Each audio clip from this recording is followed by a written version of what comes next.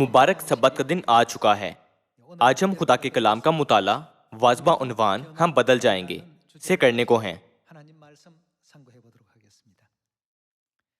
किताब मुक़द्दस की तालीम के मुताबिक ये लिखा है कि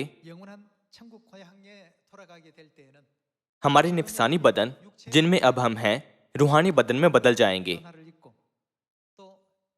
और जब हम अब्दी आसमानी घर वापस जाएंगे तो हम आसमान में अब्दुल-अबाद खुदा के साथ रहेंगे।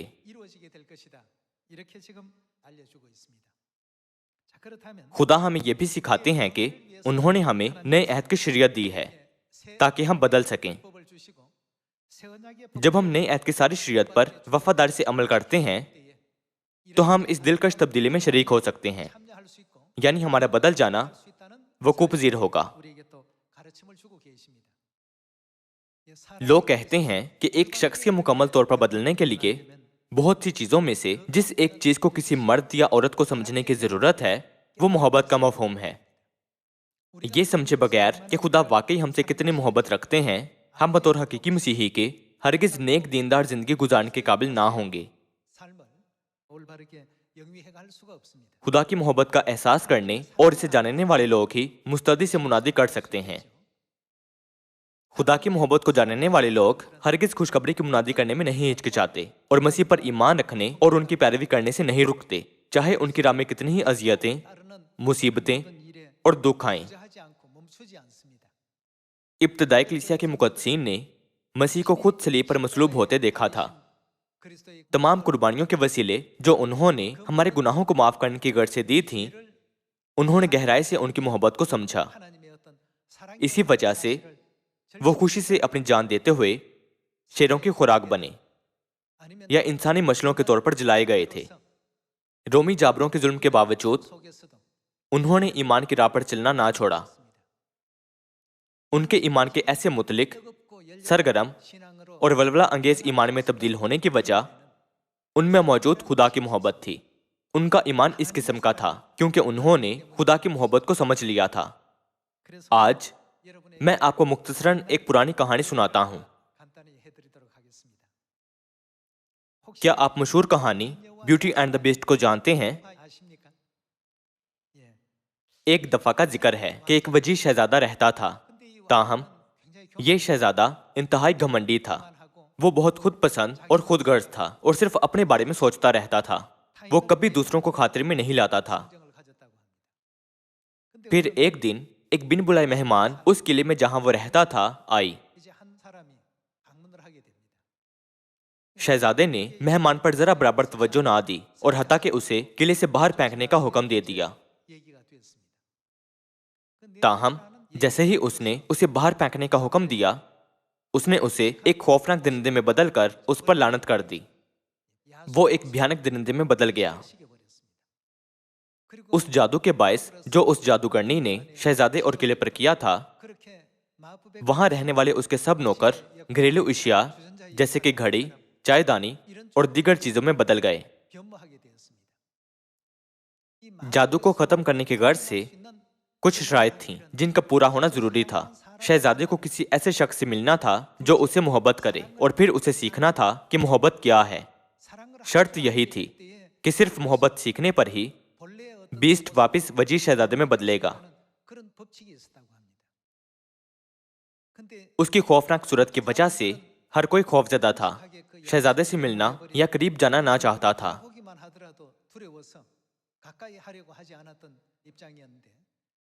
फिर एक दिन वो बैले नामी एक खूबसूरत लड़की से मिला। चाहे बीस्ट कैसा भी नजर आता था, जल्द ही बीस्ट और बैले संजीदगी से एक दूसरे से मोहब्बत करने लगे।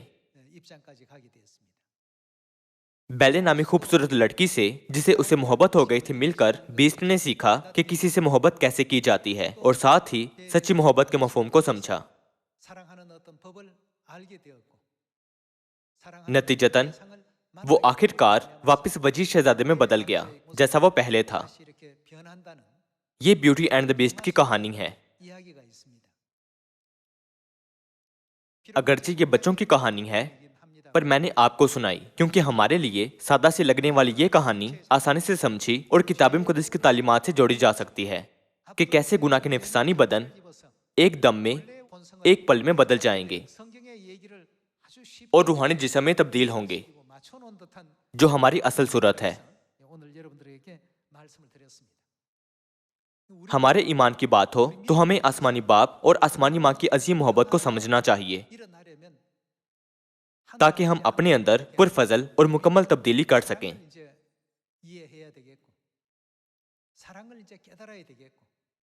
बदलने की गर्ज से हमें भी किसी ऐसे से मिलना चाहिए जिससे हम मोहब्बत रखते हैं। किताब मुक़द्दस में लिखी नबूवतों के मुताबिक खुदा ने हमें सिखाया है कि हम वापस आसमानी फरिश्तों में बदल जाएंगे, जो कि हम अब्दी आसमान की बादशाही में थे।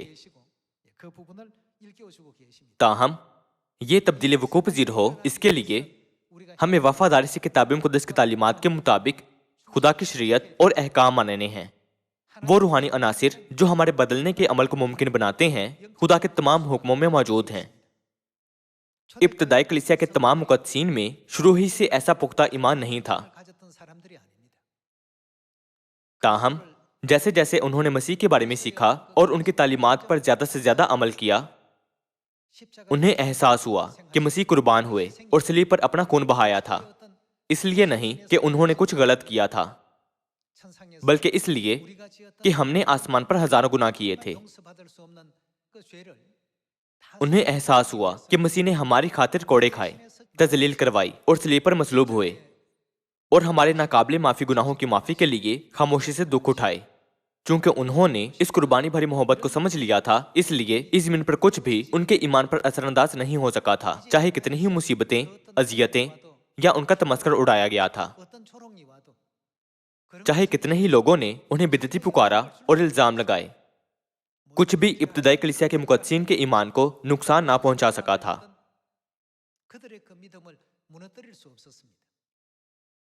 इसलिए आज के वास बाउनवान हम बदल जाएंगे से हमें अपने आप से पूछने की जरूरत है कि क्या हम दुरुस्त तौर पर खुदा को समझे हैं और खुदा के लिए ऐसी गहरी मोहब्बत रखते हैं। वो लम्हा जब हम खुदा की मोहब्बत को समझते हैं, एक तब्दीली हमारे अंदर रूनुमा होगी। कहानी में शहजादा जादू के जेरे असर एक दरिंदा बन गया था, मगर जब वो किसी से मिला और उसकी मोहब्बत में गिरफ्तार हुआ और समझा कि मोहब्बत क्या है, तब वो वापस अपनी पिछली सूरत पर आ गया। हमारे ईमान के साथ भी ऐसा ही है। हमें आदतन सयून नहीं जाना, आदतन मुनादी नहीं करनी या आदतन दुआ नहीं करनी चाहिए। दुआ का वक्त खुदा के साथ गुफ्तगू करने का वक्त होता है। अगर हम खुदा से मोहब्बत रखते हैं तो हमें कितनी शिद्दत से उस वक्त का इंतजार करना चाहिए। क्या हम उस वक्त का इंतजार नहीं करते इस उम्मीद से कि ये जल्द से जल्द आएगा। आप सब, अगर हम खुदा की मोहब्बत को जानते हुए सयून आए, तो क्या हमें हर सबत यहाँ आने के लिए पुरजोश नहीं होना चाहिए। ताहम अगर हम में खुदा की मोहब्बत ना हो या अगर हमारी मोहब्बत खुदा के लिए ठंडी पड़ जाए, तो हम सबत के दिन या दीगर ईदों के बजाय इस दुनिया की चीजों को अफजल बढ़तरी देंगे। हम खुदा का हुक्म मानने के बजाय दुनिया की चीजों में और दुनिया के लोगों से मिलने में ज्यादा खुशी ढूंढेंगे। जब खुदा के लिए हमारी मोहब्बत ठंडी पड़ती है, तो हम उस शहजादे की मानंद होंगे जो जादू के तहत लानती था।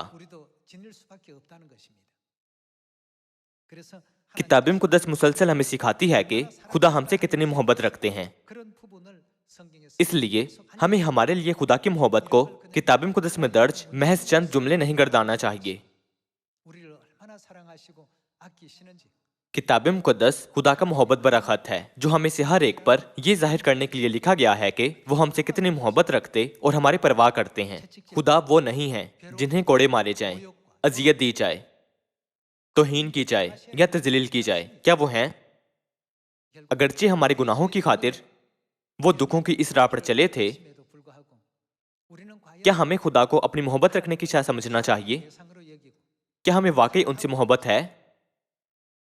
जब कोई आपसे सच्ची मोहब्बत रखने वाला आपको कुछ करने को कहे या मदद चाहे, तो क्या आप अपने हजारों जरूरी काम एक तरफ करके उसका काम करने की हर मुमकिन कोशिश नहीं करते? अब वक्त है कि हम एक बार फिर अपने ईमान का जायजा लें और खुदा के लिए अपनी मोहब्बत के दर्जा हरारत की पड़ताल करें। हम यूहन्ना की इंजील बाब 13 खोलते हैं। बाब 13 आयत 34। ये लिखा है कि मैं तुम्हें एक नया हुक्म देता हूं कि एक दूसरे से मोहब्बत रखो, कि जैसे मैंने तुमसे मोहब्बत रखी तुम भी एक दूसरे से मोहब्बत रखो। अगर आपस में मोहब्बत रखोगे तो इसे सब जानेंगे कि तुम मेरे शागिर्द हो। खुदा हमें मुसलसल आगाह करते हैं कि वो हमसे कितनी मोहब्बत रखते हैं। खुदा हमसे कहते हैं कि हम उनके जैसा दिल रखकर अपने भाई और बहनों का ध्यान रखते हुए उनकी देखभाल करें, और जिस तरह खुदा हमसे मोहब्बत रखते हैं हम भी उनसे गैर मुशरुत मोहब्बत रखें। हम इकट्ठे रोमियो की किताब बाब 8 आयत 33 पढ़ते हैं। ये कहा गया है कि खुदा के बरगज़ीदों पर कौन नालिश करेगा? खुदा वो है जो उनको रास्तबाज ठहराता है। कौन है जो मुजरिम ठहराएगा? मसीह यसू वो है जो मर गया बल्कि मुर्दों में से जी भी उठा और खुदा की दाहिनी तरफ है और हमारी शफात भी करता है। कौन हमको मसीह की मोहब्बत से जुदा करेगा? चूंकि पौलुस रसूल खुदा की मोहब्बत को समझ गया था, इसलिए उसने एक कम 40 कोड़े खाने या संसार होने या बैंत खाने से कतराने की कोशिश नहीं की। उसने ज्यादा मुसीबतें उठाईं। वो भूखा रहा और वो समुद्रों के खतरे में रहा और डाकुओं के खतरे में रहा था। इन बैरूनी हालातों, वाकियात और रुकावटों में से कोई भी उस पर असरअंदाज नहीं हुई, क्योंकि उसने हमारे लिए खुदा की मोहब्बत को समझ लिया था। पौलुस रसूल ने इस जमीन पर सिर्फ नए बशर के निजात के काम के लिए हर मुमकिन कोशिश की थी जिसे खुदा मुकम्मल करना चाहते थे। आयत 35 से जारी रखते हैं। ये कहा गया है कि कौन हमको मसीह की मोहब्बत से जुदा करेगा? मुसीबत या तंगी या जुल्म या काल या नंगापन या खतरा या तलवार। चुनाचे लिखा है कि हम तेरी खातिर दिन भर जान से मारे जाते हैं, हम तो ज़िबा होने वाली भेड़ों के बराबर गिने गए। आयत 37। मगर उन सब हालतों में उसके वसीले से जिसने हमसे मोहब्बत की हमको फतह से भी बढ़कर गलबा हासिल होता है। चूंकि उसके पास मोहब्बत की वजह, मोहब्बत की समझ और अपने मोहब्बत रखने वाले के वसीले मोहब्बत भरा दिल था, इसलिए तमाम बैरूनी अनासिर उसके लिए बेमानी हो गए थे। इन तमाम अनासिर को कुछ ना समझते हुए वो इन पर गालिब आ सका था। ताहम खुदा के लिए मोहब्बत के बगैर इन तमाम मुसीबतों का तजुर्बा करते हुए हमारे लिए ईमान की जिंदगी गुजारना मुश्किल हो जाता है। ये बहुत तकलीफ दे और बहुत कर्बनाक होता है। आप सब जिससे आप मोहब्बत रखते हो, अगर आप उसके लिए मरें तो वो मौत तकलीफ दे नहीं होती। ताहम अगर आपके ख्याल में गैर मुंसिफाना मौत से आपका सामना हो तो फिर मौत चाहे जैसी भी हो, उस मौत से शदीद तकलीफ महसूस होगी। यहाँ ये लिखा है कि मगर उन सब हालतों में उसके वसीले से जिसने हमसे मोहब्बत की हमको फतह से भी बढ़कर गलबा हासिल होता है। आयत 38 से जारी रखते हैं। क्योंकि मुझको यकीन है कि खुदा की जो मोहब्बत हमारे खुदावंद मसीह यीशु में है, उससे हमको ना मौत क्या कर सकेगी, जुदा कर सकेगी, ना जिंदगी, ना फरिश्ते, ना हुकूमतें, ना हाल की, ना इस्तकबाल की चीजें, ना कुदरत, ना बुलंदी, ना पस्ती, ना कोई और मखलूक। रोमियो की किताब का 8वां बाब हमें ईमान की वाज़ेह सिमत दिखाता है जो हमें लेनी चाहिए। हम हर रोज दुआ के वक्तों पर दुआ करते हैं, हर सब्बत के दिन पर इबादत करते हैं और तीसरे दिन की इबादत और ईदें मानते हैं। चूंकि हम ये सब करते हैं, हम अक्सर सोचते हैं हम खुदा की मर्जी के मुताबिक फर्माबरदारी से खुदा की खुशखबरी का काम करते हैं। ताहम सिर्फ ज़ाहिरी तौर पर अच्छा करना ईमान की दुरुस्त सिमत नहीं होती है। हमें खुदा की बख्शी गई तमसीलों में गेहूं और कड़वे दाने भी हैं। इसके अलावा गेहूं में और क्या होता है? खुदा कहते हैं कि उनमें भूसी भी होती है। भूसी गेहूं की मानद ही होती है, मगर अंदर से बिल्कुल खाली होती है। हमें वो ईमान रखने की जरूरत है जो खुदा के लिए मोहब्बत के साथ कायम किया गया था। इस मोहब्बत से मुनादी करें, इस मोहब्बत से दुआ करें और इस मोहब्बत से हम ईमान की अपनी जिंदगी में हर काम करें। जो मोहब्बत हमें खुदा के लिए है, अगर उसी मोहब्बत से हम भाइयों और बहनों को देखें तो हम सब भाइयों और बहनों को अजीज रख पाएंगे। अगर हम खुदा के लिए मोहब्बत से सब्बत के दिन में शरीक हों तो हमारे दिल वाकई धड़केंगे। ताहम अगर हम खुदा से मोहब्बत किए बगैर आदतन काम को दोहराएं और अहकाम कवानीन के पाबंद होकर सिर्फ इसलिए सब्बत का दिन माने क्या झपता है, तो हम अपने ईमान की जिंदगी में कोई खुशी या मुसरत नहीं पाएंगे। अगर हम सोचें क्या मुझे आज वाकई दोबारा इबादत पर जाना है, मैं आज आराम करना चाहता हूं, हम खुशी महसूस नहीं कर सकते खा हम चर्च जाएं। अगर खुदा के लिए मोहब्बत के बगैर हम अपने ईमान की जिंदगी में कोई काम करें तो हम आखिर में शानदार फाते नहीं बन सकते। जब हमें खुदा पर ईमान और खुदा के लिए मोहब्बत हो तो हमें सब मुसीबतों में फतह से बढ़कर गलबा हासिल होता है। तब हम कह पाएंगे कि सारी कायनात में कुछ भी हमें मसीह की मोहब्बत से जुदा नहीं कर सकेगा। अब हम रूहानी खजां का खैर मकदम कर रहे हैं जब हमें खुशखबरी के लिए अपने ईमान की राह पर दौड़ने के बाद अच्छी कटाई के नताज लाने चाहिए। ताहम अगर हम सेब, नाशपाती या गेहूं की शक्ल में हों मगर भूसी की तरह अंदर गुदा या दाना ना हो तो ये एक बहुत बड़ा मसला होगा। ऐसा नतीजा गालिबन तब सामने आता है जब हम खुदा की मोहब्बत को समझे बगैर या इसका एहसास किए बगैर खुशखबरी का काम करते हैं। लिहाजा सही तौर पर खुदा की मोहब्बत को समझकर हम अपने सच्चे ईमान को कायम करें। जब हम दुआ करें तो हम खुदा के साथ जिनसे हम मोहब्बत रखते हैं मोहब्बत के पैगाम का तबादला करते हैं। जब हमें मसाइल का सामना हो तो हमें यूं मांगते हुए खुदा को एक जादूगर नहीं समझना चाहिए कि ए खुदा बराह करम इसे हल कर दें, बराह करम उसे हल कर दें। बेशक खुदा में हमारे मुख्तलिफ मसाइल को हल करने की कुव्वत है, ताहम हमें सोचना चाहिए कि खुदा हम गुनाहगारों से कितनी मोहब्बत रखते हैं। अलावा अजीम हमें गौर करना चाहिए कि खुदा कितने बेचैन होंगे, उन्होंने कितनी ज्यादा कोशिश की है और हमें खुशखबरी सुनाने के अमल में वो कितने परेशान रहे होंगे और सच्चाई को हमारी रहनुमाई करने के लिए और हमें माफी बख्शने के लिए ताकि हम आसमान की बादशाही में दाखिल हो सकें। यूं हम दुरुस्त ईमान में इजाफा कर सकते और खुदा में साबित कदमी से कायम रह सकते हैं। फिर अगर हम खुदा के लिए मोहब्बत को ना समझें तो क्या हम लोगों के उस गुरोह का हिस्सा बन सकते हैं जो एक दम में एक पल में पिछला नरसिंगा फूंकते ही बदल जाएंगे? हमें इस मामले पर भी सोचने की जरूरत है। हम पहले थिस्सलुनीकियों की किताब बाब 4 आयत 14 की तरफ जाते हैं। ये कहा गया है कि क्योंकि जब हमें ये यकीन है कि यीशु मर गया और जी उठा तो उसी तरह खुदा उनको भी जो सो गए हैं यीशु के वसीले से उसी के साथ ले आएगा। चुनाचे हम तुमसे खुदावंद के कलाम के मुताबिक कहते हैं कि हम जो जिंदा हैं और खुदावंद के आने तक बाकी रहेंगे सोए हुओं से हरगिज आगे ना बढ़ेंगे,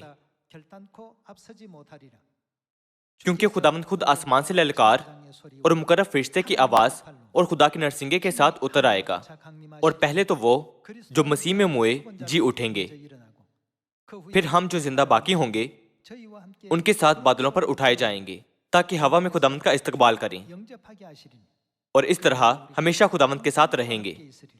बस तुम इन बातों से एक दूसरे को तसल्ली दिया करो।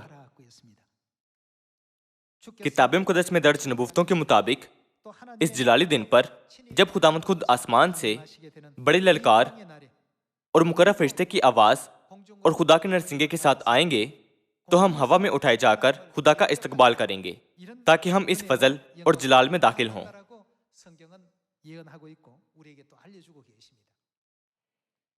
यहाँ इस आयत में ये लिखा है कि हम हवा में उठाए जाएंगे, मगर उठाए जाने का यही बयान पहले कुरिन्थियों की किताब में बदल जाने के तौर पर बयान किया गया है।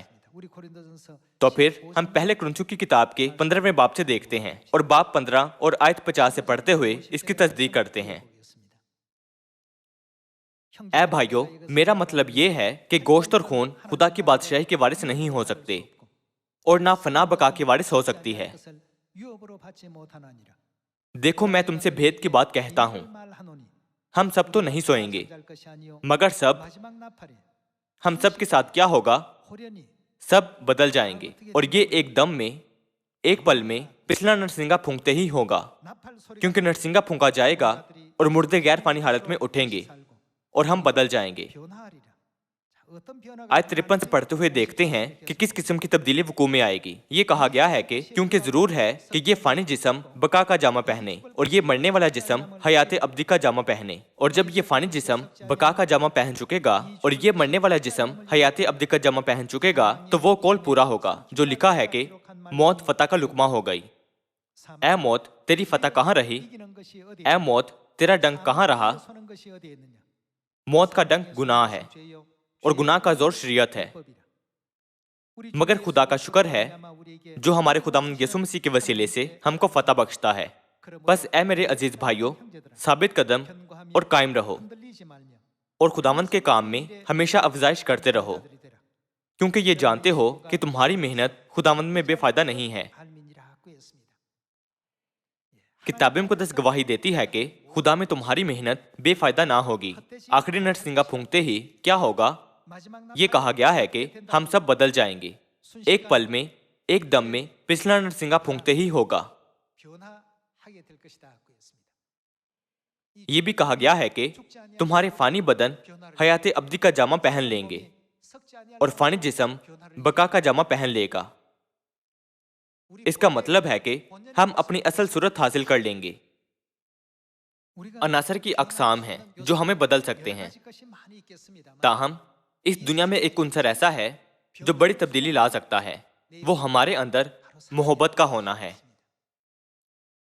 इसके मुतालिक हम खुदा की तालीम कुलसियों की किताब बाब 3 आयत 5 से देखते हैं। ये कहा गया है कि बस अपने उन अज़ा को मुर्दा करो जो जमीन पर हैं, यानी हरामकारी और नापाकी और शहवत और बुरी ख्वाहिश और लालच को, जो बुत परस्ती के बराबर है, कि उन्हीं के सबब से खुदा का गजब नाफरमानी के फर्जंदों पर नाजिल होता है। और तुम भी जिस वक्त उन बातों में जिंदगी गुजारते थे उस वक्त उन्हीं पर चलते थे, लेकिन अब तुम भी इन सब को, यानी गुस्सा और कहर और बदखाही और बदगोई और मुंह से गाली बकना छोड़ दो। एक दूसरे से झूठ ना बोलो, क्योंकि तुमने पुरानी इंसानियत को उसके कामों समेत उतार डाला और हमने क्या पहन लिया?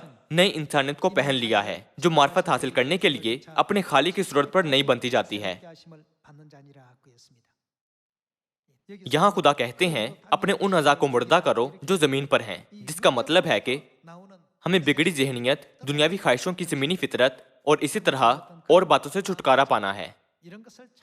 खुदा ये भी कहते हैं कि हमें पुरानी इंसानियत और इसके कामों को उतारना और नई इंसानियत को पहनना चाहिए।